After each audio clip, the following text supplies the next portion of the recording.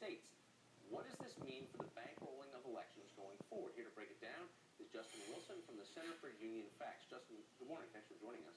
Good morning. My pleasure. So for the past several years, the line from the White House has been the Supreme Court decision on campaign finance allows big business to buy elections. And I think most people think that the majority of money spent by outside groups comes from big business. That's not the case, though. You know, it's such an easy narrative to sort of tell that story, and we hear it time and time again.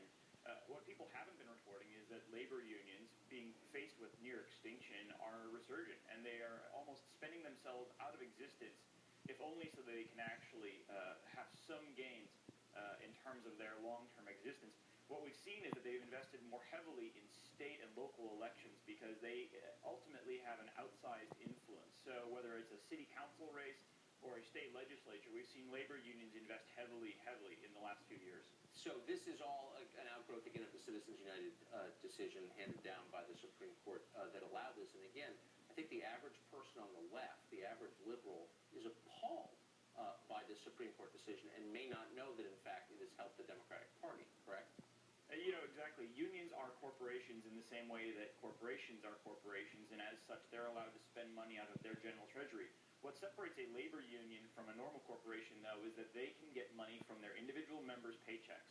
Every single time a person gets a paycheck, the union takes a small amount of that money and spends it on politics. The difficulty is that we have this really frustrating disconnect between union members, who are about 40 to 50% voting Republican, and labor unions, who give almost 100% of their political contributions to Democrats.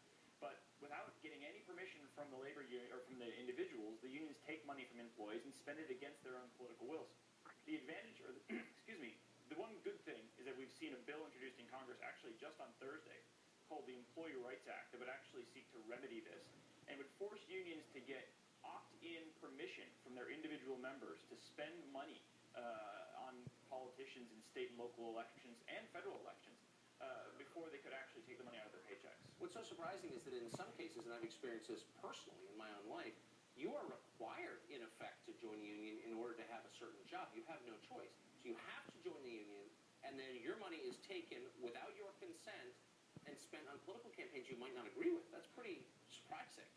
That is exactly what's going on in a lot of the non-right-to-work states in this country. In fact, what we've seen in our own research is that when it comes to the union's political programs, they make it next to impossible to opt out, which is the current requirement of their political programs. You know, it'll be, well, they'll say, oh, well, next February, there's a 2-week period, and you need to send a notarized letter to the union's general counsel, and we're not going to tell you what his address is. But if you sign it and you get it, you know, double stamped and so on and so forth, then you can actually not participate in the union's political program. But time and time again, people find that impossible to actually do. That's why the Employee Rights Act is such an important piece of legislation, because it would flip the tables on this. It would require unions to get pre-approval from union members.